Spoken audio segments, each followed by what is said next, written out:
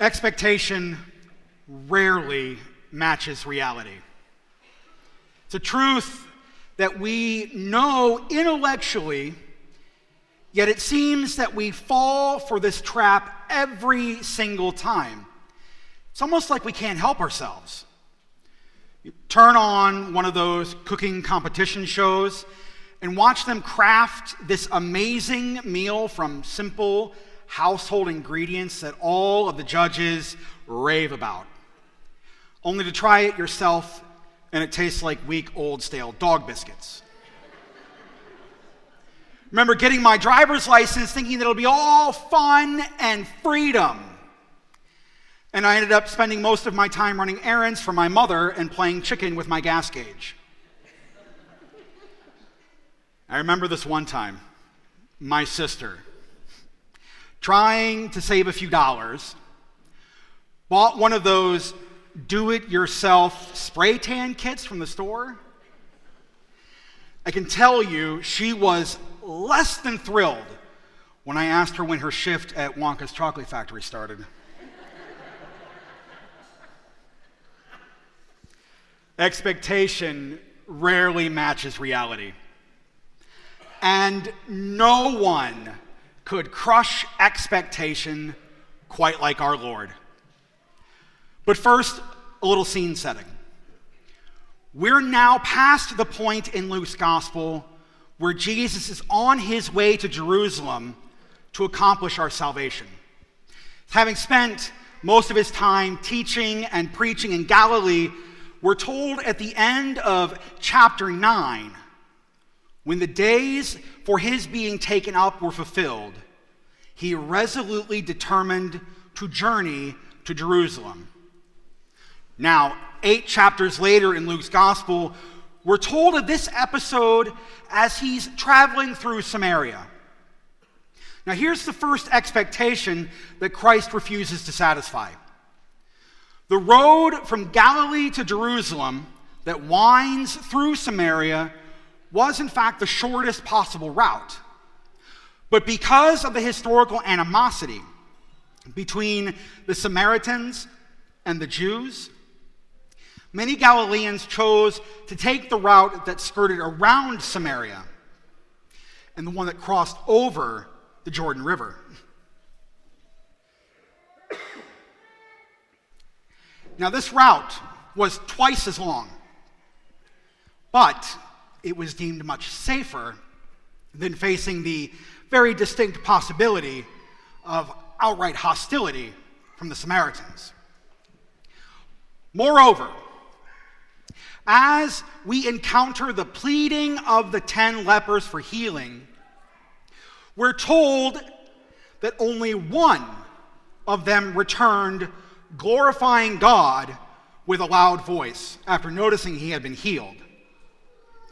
And who is that one? A Samaritan. Let the pearl clutching commence. See, it's an interesting feature of Luke's gospel that in a couple of different pivotal moments, Jesus holds up a Samaritan as the model of goodness and truth, often at the expense of the righteous or the political religious leadership of the Jewish people. What we find happening in so many different junctures in the gospel is this repudiation of the expected, sometimes in dramatic and scandalous fashion. But our Lord doesn't do anything wantonly or without reason. Every action, every word is employed to teach the disciples and us about the reality of who God is and what it means to be in relationship with him.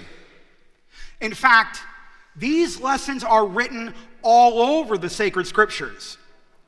God showing Abraham that he is not like the gods of the pagans who demand child sacrifice.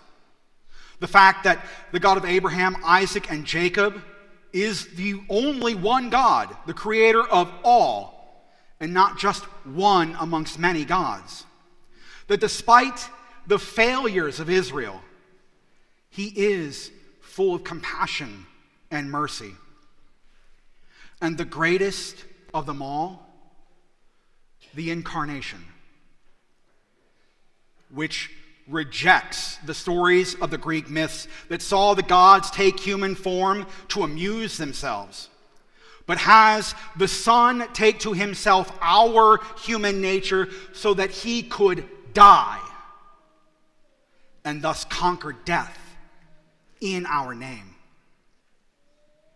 And the great gift of this scene in our gospel for today is the dramatic, scandalous revelation to his followers that the salvation he is to accomplish is not limited to the chosen few, but is available for all who desire it with an earnestness of heart, crushing the expectation of exclusivity to reveal the reality that the Jewish Messiah is Christ for the nations just as much as he is for the descendants of Jacob.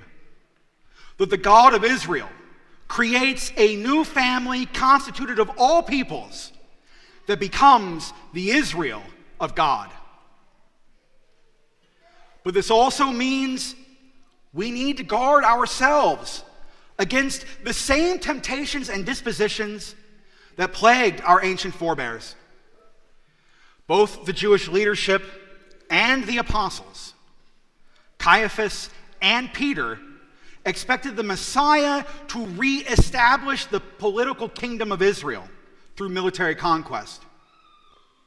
See, we run the same risk of imposing our expectations upon our Lord and his church. There is a certain hubris built into modern Western society which takes for granted an intellectual and moral superiority over and against past generations, mired as they were in ignorance, violence, and hate. Enlightened though we may be, we remain susceptible to the corruption of sin and darkness, a pride that leaves the doorway wide open for the enemy of our souls to waltz right in and make a mess of it all. See, this imposition of our own expectations upon God, which seeks to neutralize our own pet sins, but also seeks to call down fire from heaven upon those people over there. The expectation that God's love and mercy are guaranteed and delivered constantly in the way that we want it, wishing away the reality of hell in the process. And thus we arrive at modernity's downfall. Created by God in his image, we in turn recreate God in our own. And the enemy, who we have convinced ourselves doesn't really exist, laughs at the greatest deception he has ever conjured to inflict upon man. Expectation rarely matches reality, and more often than not leads to disappointment, sadness, and frustration. Even though we know it's true, we find ourselves in a long line of people who just can't help ourselves. Whether it's the exclusivity of the Jewish Messiah and the rejection of Samaria, or a misplaced confidence in discount spray tan from Walmart, we end up running headlong into the truth of reality. And God is no exception. See, we impose upon him our expectations of who he should be, or how he is supposed to be, all of the time. But the reality of who God is and how we are to live in relationship with him rarely looks like what we expect it to be.